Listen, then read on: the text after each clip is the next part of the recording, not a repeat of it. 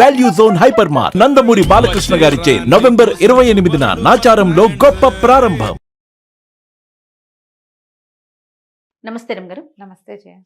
రమగారు, ఇటు 7 తరాలకి అటు 7 తరాలు కూర్చొని తిన్నా సరే తరగనంత ఆస్తులు సంపాదించాలి. చాలా మందికి ఈ ఆలోచన ఉంటుంది, అవునా కదండి? కదా, కొంతమంది నానా కష్టాలు పడి కాస్త ఎంజాయ్ చేస్తూ కొంత సేవ్ చేస్తారు, మన తర్వాత తరాలు కూడా తినాలని. కొంతమంది ఈ ఎంజాయ్మెంట్ కూడా ఉండదండి, ఏముండదు. మనం ఒక్కరం ఈ జనరేషన్ మనం కష్టపడితే తర్వాత వచ్చి ఒక 7-8 తరాలు హ్యాపీగా చక్కగా అనుభవిస్తారనే ఆలోచనలో కొంతమంది ఉంటారు. నాకు అనిపిస్తుంది, ఇప్పుడు మనం ఎంజాయ్ చేయకుండా వాళ్ళ కోసం దాచి పుట్టుకుని మనకి ఏదన్నా అయితే, ఒకవేళ నువ్వు ఎంజాయ్ చేస్తావు అయినా దాస్తావు, అప్పుడు ఎంజాయ్ చేసి దాస్తే కొంచెం పర్వాలేదేమో అని నాకు అనిపిస్తుంది. అంటే ఇప్పుడు ఇంత కష్టపడుతున్నందుకు మనకు ఒకటే జీవితం కదా, తర్వాత ఏమవుతుందో మనకు తెలియదు కదా. ఈ జీవితంలో మనం కూడా కొంత ఎంజాయ్ చేయాలి కదా, ఆనందించాలి కదా. మరీ కట్టేసుకొని అన్నీ స్ట్రిక్ట్గా ఉండి ఎక్కడికి వెళ్ళకుండా ఏమీ తినకుండా ఏమీ పెట్టుకోకుండా అది తప్పు. అది తప్పు కాదు. నువ్వు ఇప్పుడు హాయిగా ఉంటావు, ఎక్కడి నుంచి దొరికితే అక్కడ ఎవరిని అణిస్తే వాడిని అట్లా చేయకూడదు. మరి అదేగా జరుగుతుంది. అణిచి కాదు, అణచకుండా ప్రాపర్గా. జయ, అణచకుండా నీకు ఎక్కువ డబ్బు ఎలా వస్తుందో చెప్పమ్మా. తరాలకి సంబంధించి అయితే ఎవరిని అణచకుండా, ఎవరికి ద్రోహం చేయకుండా, ఎక్కడా ఎక్స్ప్లాయిట్ చేయకుండా డబ్బులు రావమ్మా. కష్టం ఏదో వస్తుంది ఒక మాదిరిగా. మన పని మనం చేసుకుంటాం, ఉద్యోగం చేసుకుంటాము, వస్తుంది. అది మనకు సరిపోయి మన పిల్లలు కూడా సరిపోతుంది. 30 తరాల దాకా సరిపోవాలంటే 300 మందిని ముంచితే గానీ 30 తరాలు గడవ. కానీ అలానే ఉన్నారు కదా. అలాగే ఉన్నారు. కోట్లు కూడబెట్టే వాళ్ళలో నీకు వ్యాపార సామ్రాజ్య విస్తరణ జరుగుతుంది చూసావా. వీళ్ళ మీద, ఒక ఫ్యామిలీ మీద కొన్ని వేల మంది జీవితాలు ఆధారపడి ఉంటాయి. వాడు కూడబెట్టచ్చు, మనం వాడిని తప్పట్టకూడదు. వాడు ఒక్కడే ఎంజాయ్ వాడు పిచ్చగా ఎంజాయ్ చేసేస్తూనే ఉంటాడు. చేసేస్తూ ఎన్నో వేల కుటుంబాలకి బాసటగా ఉంటారు. ఉన్నాయి అట్లా వ్యాపార సామ్రాజ్యాలు లేవు, ఉన్నాయి. వాడిని మరి అంత తప్పటక్కర్లా. ఇంకొంతమంది ఉంటారు, ఎవరికి ఏమీ పెట్టేది ఏమి ఉండదు. ఆ ఇంట్లో ఉన్న 10 మంది 8 మంది వాళ్ళ దగ్గర పనిచేసే ఒక 5-6 అంతే. ఇక వీడు అక్కడ 100 ఎకరాలు, ఇక్కడ 1000 ఎకరాలు, అక్కడ 500 రకాలు, అక్కడో మేడ ఇక్కడో మేడ, ఏమిటేమిటో చేస్తారు. పుసుకున అర్ధరాత్రి హార్ట్ అటాక్ వస్తుంది. నిద్రలో వాడు మూలిగాడో ముక్కాడో కూడా భార్యకి తెలీదు. తెల్లారేసరికి చచ్చిపడి ఉంటారు. అంతే. ఈ ఇల్లు ఇన్ని కోటలు మేడలు మిద్దెలు ఎవరి కోసం? ఏం చేస్తారు వీళ్ళంతా? ఇలాంటి వాళ్ళు ఎంతమంది ఉన్నారమ్మా. పూర్వకాలం కూడా రాజులు ఇలా వాళ్ళు ఉన్నారు. అవును. ఒక మంచి కథ చెప్తాను చూడు దీని మీద. చెప్పండి. ఇలాంటి టాపిక్స్ మీద ఎన్ని కథలు ఉన్నాయో జయ. ఇది ఇప్పుడు సంపాదించద్దని కాదు, మేడలు మిద్దెలు ఏర్పరచుకోవద్దని కాదు, దానికోసం ఇతరులని పిండద్దని. నువ్వు ఎంత సంపాదించినా నీ లైఫ్ స్పాన్ భగవంతుడు సాధారణంగా 100 ఏళ్ళు మంది. నీ ఆరోగ్యము, నీ అనారోగ్యము, నీ జబ్బు, నీ తాలూకు గ్రహస్థితులతో అది 30 కావచ్చు, 10 కావచ్చు, 10 కావచ్చు, 30 కావచ్చు, 40 కావచ్చు, 50 కావచ్చు, 60 కావచ్చు. రేపొద్దున గృహప్రవేశం అయితే ఇవాళ సాయంత్రం కూడా నువ్వు పరలోకగత అవ్వచ్చు, చెప్పలేం మనం. తాపత్రయం ఎందుకు? హాయిగా ఉండు, నీతో పాటు ప్రజలను కూడా ఉండి హాయిగా. ఎవరిదో లాగేసుకోవాలని ఎందుకు అనుకుంటారు? నువ్వు ఎంత లాక్కున్నా నీకు 1000 ఏళ్ల జీవితం రాదే. అంతేగా. నీకున్న రాయబడిందే, భగవంతుడు ఇచ్చింది 100, అందులో నువ్వు తగలబెట్టుకున్నది ఎంతో. అది ఏ రోజో తెలీదు. బస్ ఎక్కి దిగని వాళ్ళు కనపడుతున్నారు, రైలు ఎక్కి దిగరు, విమానం ఎక్కి దిగలేరు, ఇంట్లో పడుకుని నిద్ర లేవలేరు, బాత్రూంలో నుంచి బయటికి రాలేరు. ఇది ప్రస్తుత కాలం. ఇప్పుడు జిమ్కి వెళ్ళి కూడా తిరిగిలా రాలేని వాళ్ళని ఎంతమందిని చూసామో మనం కదా. ఎందుకు వచ్చింది? ఇందులో ఏదైనా సహాయం చేయి, కనీసం జీవన సాఫల్యాన్ని పొందు.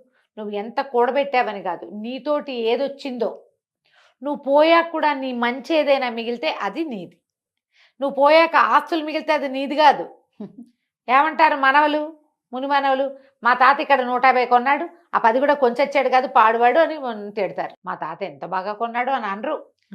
ఇంకా అదేదో చేయలేదు, ఇదేదో చేయలేదు, అమావాస్య నాడు అట్టెట్టావా, పున్నన్నాడు పప్పేసావా అంటారు. అంతకంటే ఏముంది? అన్నీ చేశాడు కానీ మా తాత కొన్ని తెలివి తక్కువ పనులు చేశాడు. దీనికే నువ్వు సంపాదించింది అదే కదా. ఇంత సంపాదన ఆలోచించద్దు. ఆలోచించండి. ముని మనవళ్ళ పెళ్లిళ్ళకు కూడా మంగళసూత్రాలు చేయించి ముందు పెట్టుకోవాలనుకుంటారు. అసలు మన మన వాళ్ళ పెళ్ళిళ్ళ నాటికి సూత్రాలు ఉంటాయో ఉండవో. అదే కదా. ఇప్పుడే లేవు. ఏ పెళ్లి కూతురికి 16 రోజుల పండగ కాకముందే సూత్రాలు వెళ్ళిపోతున్నాయి మేళ్లలో నుంచి, నల్లపూసలు వేసుకుని తిరుగుతున్నారు. ఉపయోగం లేని పని కదా. ఈ కథ చెప్తాను చూడు. పారసీక దేశం అంట, పర్షియాలో ఒక అబూ ఫజల్ అని ఒక రాజుగారు ఉండేవారు. ఆయనకి తన మేడంటే ఎంత ఇష్టమో చెప్పరా అని ఇష్టం. అలా ఇంటి మీద ప్రీతి చాలా మందికి ఉంటుంది, ఇప్పుడు మనకు కూడా ఉంటుంది. అయితే ఈ ప్రీతితోటి గోడలకి మణులు మాణిక్యాలు అద్దిచ్చేవాడు, బంగారపు మలామా చేయించేవాడు. ఇంకా అవేవో మొక్కలు, ఇవేవో మోళ్ళు, అదేమిటో పువ్వులు, ఇవేమిటో కాయలు. ఎక్కడికి వెళ్ళినా సరే ముత్యాలు కనపడితే ముత్యాలు తెచ్చి ఇంటికి అంటించేవాడు, రత్నాలు కనపడితే రత్నాలు తెచ్చి మేడ కంటించేవాడు. అట్లా పెద్ద మేడ కట్టాడు, బ్రహ్మాండమైన సౌధం. చుట్టూతా ఆయన వేసిన మొక్కలు, ఆయన చేసిన బ్యూటిఫికేషన్కి అంతే లేదు, అంతు లేదు. ఇట్లా దీనికోసం ఆయన మరి బయట నుంచి తెచ్చిన అంటించేవాడు. ఎప్పుడైనా ఏదైనా సంవత్సరం బొక్కసంలో డబ్బులు లేవంటే ఏదైనా ఒక చిన్న పన్ను యాడ్ చేసి ప్రజల దగ్గర నుంచి రాబట్టి అదంతా దీనికి మలామా చేయించేవాడు, ఈ ఇంటికి, ఈ మేడకి. అట్లా ఎంతకాలమో జీవించి పోయాడు ఆయన. 80 ఏళ్ళుండి పోయాడు. అబూ ఫజల్ గారి కొడుకు అబూ షేక్ ఆయన రాజయ్యాడు. పోయే ముందు వాళ్ళ నాన్న అబూ ఫజల్ గారు షేక్కి చెప్పారట, ఒరే షేక్ బాబు, ఇది మన ఇల్లు అంటే పంచప్రాణాలు రా నాకు, దీన్ని ఎంత సౌందర్యవంతంగా తీర్చిదిద్దాను, ఇంటిని భద్రంగా చూసుకో, కుదిరితే మరింత అందంగా తీర్చిదిద్దు అని చెప్పాడు. నాన్న చేతిలో పెట్టాడని షేక్ గారు కూడా యథాశక్తి ఇంటికి బ్యూటిఫికేషన్ చేయించారు. ఆయన తన 56వ ఏట పరంపదించారు. తాతగారు వేసిన పన్నులు ఉన్నాయి, తండ్రి గారు అబూ షేక్ గారు వేసిన పన్నులు నడుస్తూనే ఉన్నాయి. వీళ్ళు ఈ 55వ ఏట పరంపదించిన ఆయనకి ఒక కుమారుడు ఉన్నాడు. ఈయన పేరు రహీం. ఓకే. అయితే ఈయన అబ్బో ఆయనకి ఎంత సౌందర్యారాధకుడో ఆ కుర్రాడు. వాడికి ఒక 30 ఏళ్ళు ఉంటాయి. అయితే ఇక ఆ అబ్బాయి అన్ని పన్నులు అయిపోయినాయి. ఏం పన్ను వెయ్యాలి ప్రజల మీద? ముత్యాలు, రత్నాలు, వజ్రాలు అన్నీ అయిపోయినాయి. ఇప్పుడు చెట్లకి ఏవైనా సౌందర్యవంతంగా చేయాలనుకున్నాడు. మనకు మొక్కలకి ఇట్లా లైట్లు పెట్టి కనపడుతుంటాయి అక్కడక్కడ, వాటి కూడా బ్యూటిఫికేషన్. పెంపుడు కుక్కలకి మెడల్లోకి బంగారు బెల్టులు, వాటికి మెడలోంచి వేళ్లాడేందుకు బంగారపు వీటికి ఏమంటారు గంటలు. పిల్లులకి సౌందర్యం. అంత అద్భుతమైన ఇంట్లో తిరిగే కుక్క పిల్లి కూడా అందంగా ఉండాలి చూడు మరి, అంతే కదా. బాతులు ఉంటే వాటికి బ్యూటిఫికేషన్, బాతులకు కూడా కాళ్ళ గజ్జలు ఉండాలి, మెడలో అదేమిటో ఉండాలి, ఇంకేమిటో కావాలి. ఇన్ని చేశారు. చివరికి ఏమైంది, అన్ని ట్యాక్సులు టైట్. మంత్రి గారు అన్నారు, ఇంకా ట్యాక్సులు వెయ్యలేమండి, ప్రజలు తిడుతున్నారండి, వద్దు, ఇంకా ఆగిపోదామంటే కుదరదు ఆయనకి. కాదు, ఏదో కొత్త రకం పెయింట్స్ వచ్చినాయి, అవి వెయ్యాలంటే మన దగ్గర డబ్బులు లేవు, మన దగ్గర వస్తున్నవన్నీ ఈ మెయింటెనెన్స్కి సరిపోతుంది. ఎప్పటికప్పుడు కొత్త కొత్త కూలీలను తేవటం, పై దేశాల నుంచి కొత్త ఇళ్ల పని వాళ్ళని తేవటం. వాడు వచ్చి చైనా దేశంలో ఏం బొమ్మలు వేసేవాళ్ళు డ్రాగన్ బొమ్మలు ఇక్కడ వేస్తానంటాడు. దానికి పెయింట్ ఖరీదు, దానికి అంటించే బంగారపు రేకు ఖరీదు, దానికి రాళ్ళు ఖరీదు, ఉన్న రత్నాలు చాలవు, ఇంకేమిటో అనర్ఘ రత్నాలు కావాలి, డబ్బు కావాలి. దాన్నిటికీ డబ్బులు కావద్దు. అందుకని ఏం బాగా ఆలోచించి ఆయన 4 పన్ను విధించాడు. 4 పన్ను. ఎవరెంత మాట్లాడితే వాళ్ళకంత పన్ను. 4 వాడడం. తిండికి వాడుకోవచ్చు, మేము కాదనం, దానికి అసలు మాకు అభ్యంతరం లేదు. కానీ మీరు పబ్లిక్ లో మాట్లాడారంటే మీరు ఎంతసేపు మాట్లాడారో దానికి తగినట్టుగా. రమగారు మన ఇద్దరు ఉండుంటే ఆ కాలంలో తెగ నమ్మి ఇచ్చినా కూడా మన పన్ను తీరదు. అక్కడి నుంచి ఏం చేస్తారు ఊళ్ళో వాళ్ళు, నోళ్ళు మూసుకుని ఉండటం మొదలుపెట్టారు. అవసరానికి కొట్టుకెళ్ళి బాబు అది ఇవ్వు ఇది ఇవ్వు, దీని రేట్ అంతా అడగాల, వాడికో పావలా.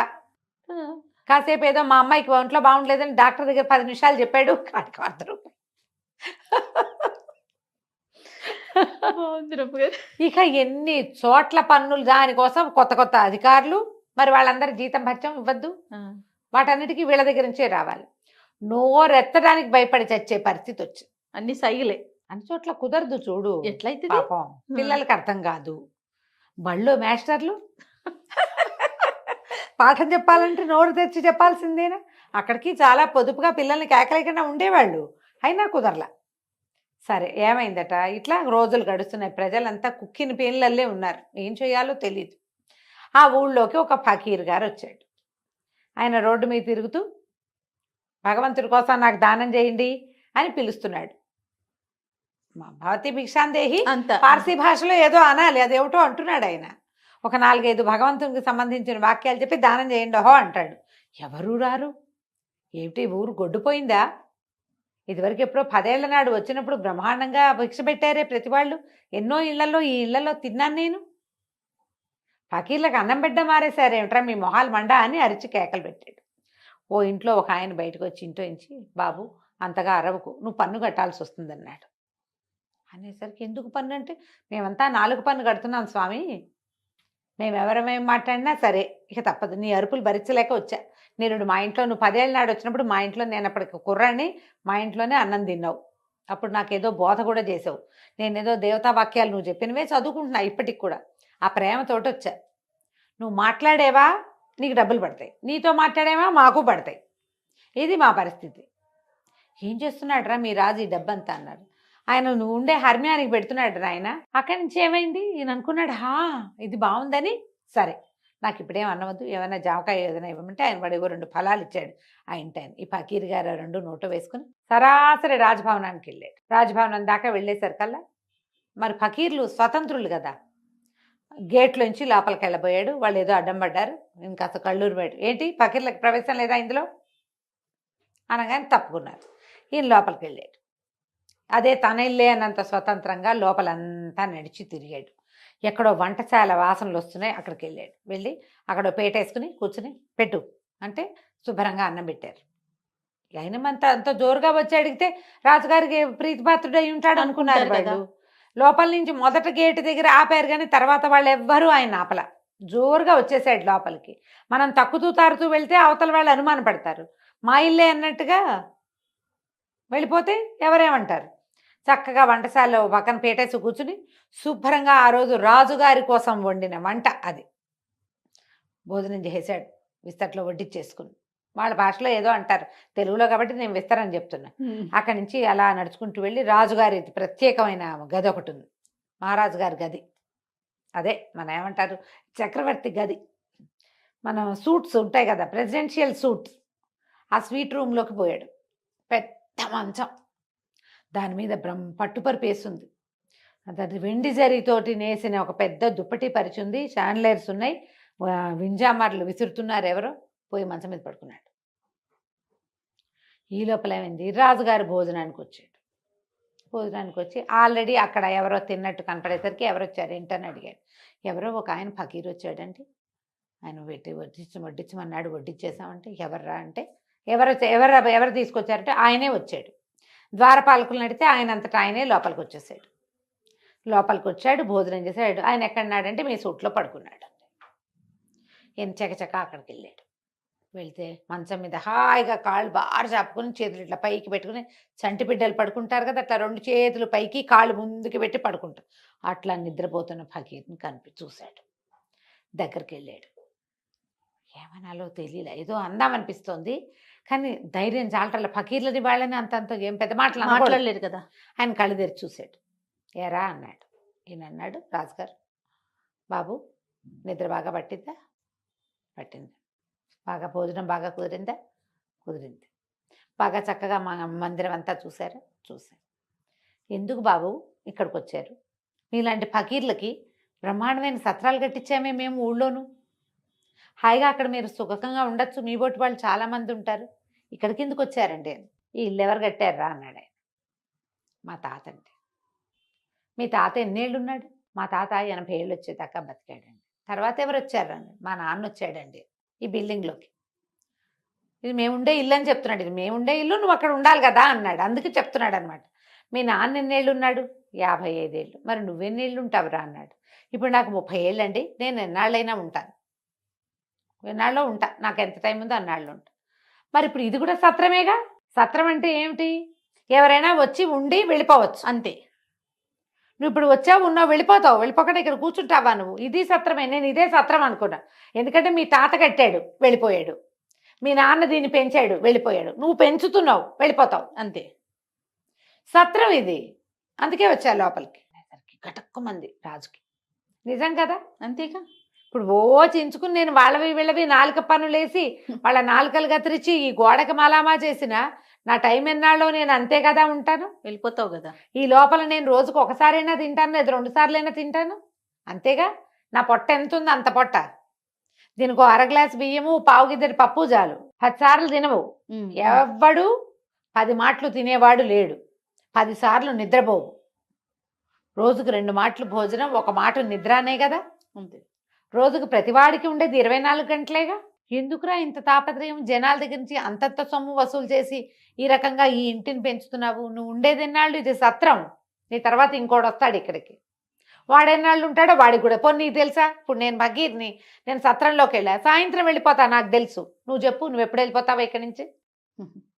తెలియని దానికి, ఉండని దానికి ఎందుకు ఇంత?